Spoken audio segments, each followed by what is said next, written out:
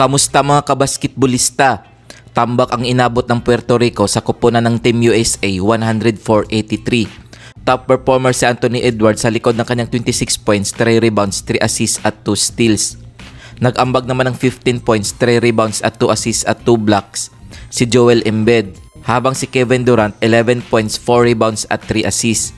Nagtala naman ng 10 points, 6 rebounds, 8 assists si LeBron James. Jason Tatum 10 points, 10 rebounds at 3 assists.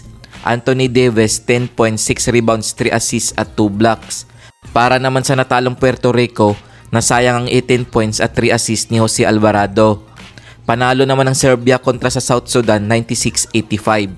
Pinangunahan ni Bogdanovic ang Serbia matapos humakot ng 30 points, 4 rebounds, 8 assists at 2 steals. Habang si Nikola Jokic naman nag-ambag ng 22 points, 13 rebounds at 4 assists. Para naman sa South Sudan, Carlik Jones 17 points, 5 rebounds, 10 assists at 2 steals. Kung bago ka pa lamang sa channel na to, mag-like at subscribe. Heto ang team standings as of August 3, 2024. Sa Group A, Canada 3 wins, 0 loss, qualified for quarterfinals. Australia 1 win, 2 losses, qualified for quarterfinals.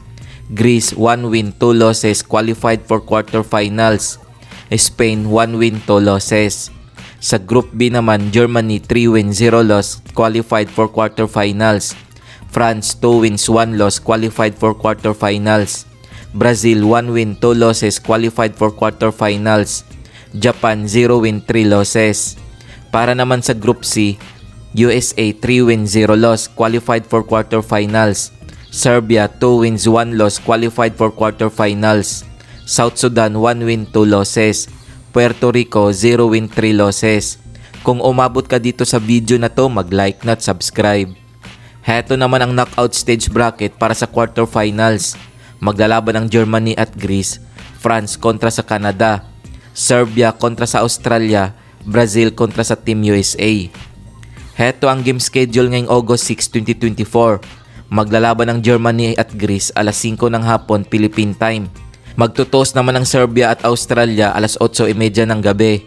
At sa August 7, 2024, maglalaban din ang France at Canada alas 12 ng madaling araw Philippine time.